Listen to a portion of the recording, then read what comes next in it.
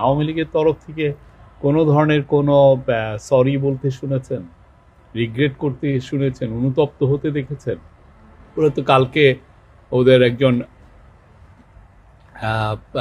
বড় একজন former minister, উনি তো আরও মানে এক ধরনের মোকারি করছিলেন। হ্যাঁ, তো এখন শহীদের রক্ত নিয়ে ওনারা মোকারি করেন। তো ওনাদের প্রতি কোনো ধরনের কোনো ধরনের ওদের অনুতপ্তের কোনো লক্ষণ আমরা দেখি নাই। তো তাদেরকে কে এই বাংলাদেশের সোসাইটিতে জায়গা দিবে? হ্যাঁ, খুনিদেরকে কেউ জায়গা দেয়? খুনিদের জায়গা তো ইয়েতে, জেলখানায়। আর যারা আওয়ামী লীগের মধ্যে যারা ভালো আছেন তারা অবশ্যই ভালো নেতৃত্ব বেছে নেবেন। এইখানে যারা ইলেকশনে যারা ভালো যারা দেখবেন ক্যান্ডিডেট, তাদেরকে ভোট দিবেন।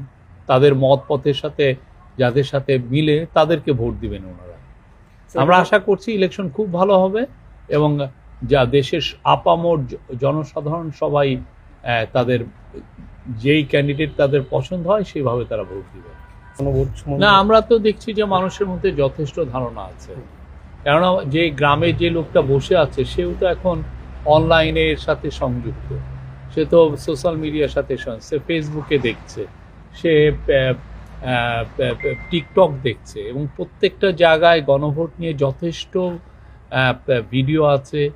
মানুষজন এটা নিয়ে কথা বলছেন, তারা এই কথাগুলো শুনছে এবং সবাই আপনারা একটা জিনিস কি অনেকে ভাবেন যে গ্রামে যে জনসাধারণ আছে তারা বুঝি এই বিষয়গুলো বুঝেন না, তারা খুব ভালো বুঝেন। তা আমি যেই রকম বুঝি তারা ঠিক সেই রকমই বুঝেন এবং তারা, আমরা নিশ্চিত তারা এই 12ই ফেব্রুয়ারি ভুল করবেন না। তারা এসে হা ভোট দিবেন এবং হা ভোট দিয়ে তারা একটা রেড কার্ড দেখাবেন স্বৈরাচারের বিরুদ্ধে, রেড কার্ড দেখাবেন অপশাসনের বিরুদ্ধে, রেড কার্ড দেখাবেন যে 16 বছরের যে গুম খুনের যে রাজনীতি হয়েছিল তার এগেনস্টে।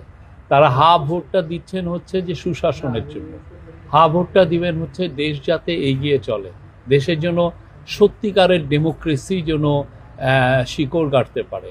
আগে যে ডেমোক্রেসিটা ছিল সেটা ওয়ার্ক করেনি।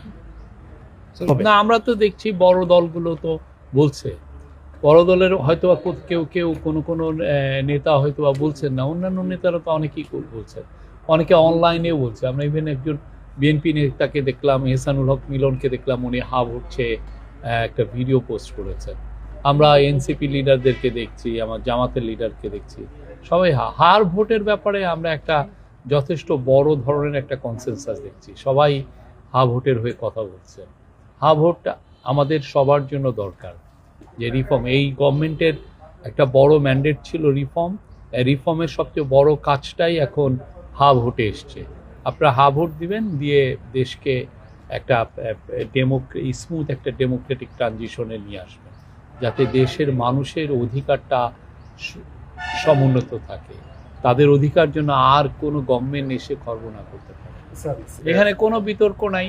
সরকার এখানে যথেষ্ট এখানে লিগাল ওপিনিয়ন নিয়েছে এবং এখানে এই সরকারটা হচ্ছে রিফর্মের সরকার।